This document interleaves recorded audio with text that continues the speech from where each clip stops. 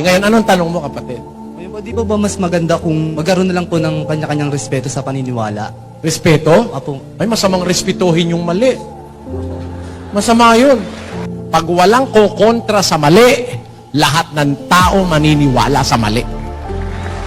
Tandaan niya. Ngayon, ano ang batayan ko? Na masama na yung mali, hindi mo kokontrahin. Bakit ganon? Ba't ko sinasabi yun? Pag mali, dapat punahin. Pag mali, dapat sawayin. Pag mali, dapat pigilan. Kasi sabi ng Diyos 3 Gs ng Tito. Pakinggan niyo.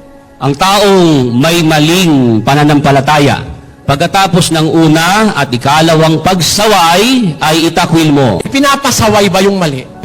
Sabi nga ng Diyos, pag mali ang pananampalataya ng tao, sinaway mo ng una, sinaway mo ng ikalawa, itakwil mo na. Biyaan mo na siya. Gago siya. Ayaw niya ng tama, gusto niya mali. Pero ipinapasaway ng Diyos. Sawayin mo. Paano sasawayin? 1:13 ng Tito. Ang patotoong ito ay tunay. Dahil dito'y sawayin mong may kabagsikan sila upang magpakagaling sa pananampalataya. Ano? Ito ba haka-haka ko, kapatid?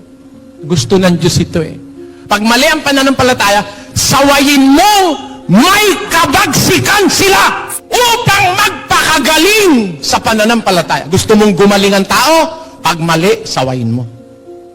Ngayon, kung gusto niyang pasaway o ayaw niyang pasaway, bahala siya. Meron talagang pasaway.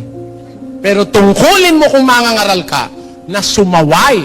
Basa, 2 Timoteo 4:2. Ipangaral mo ang salita. Magsikap ka sa kapanahunan at sa di kapanahunan. Sumawata ka, sumaway ka. O, kita mo?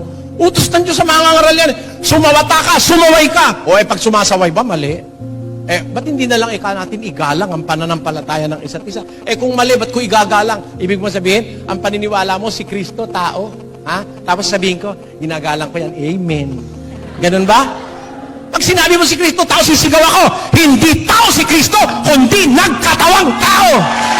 Yun ang sasabihin ko. Nag-uumpisa na ang labanan. Bakit? Gusto ng Diyos na ganun Para ang tao mailigtas sa mali. Ganun yun. Kung ako makikipagkaibigan lang, di na ako magsasalita. Pero hindi ako naparito para makipagkaibigan kahit kanino. Kahit magalit kayong lahat sa akin, sasabihin ko yung ipinasasabi ng aking Diyos na kinikilalang nasa langit. Kailangan yun, kapatid. Kailangan po. Salamat po, Brother Eddie. Salamat din po.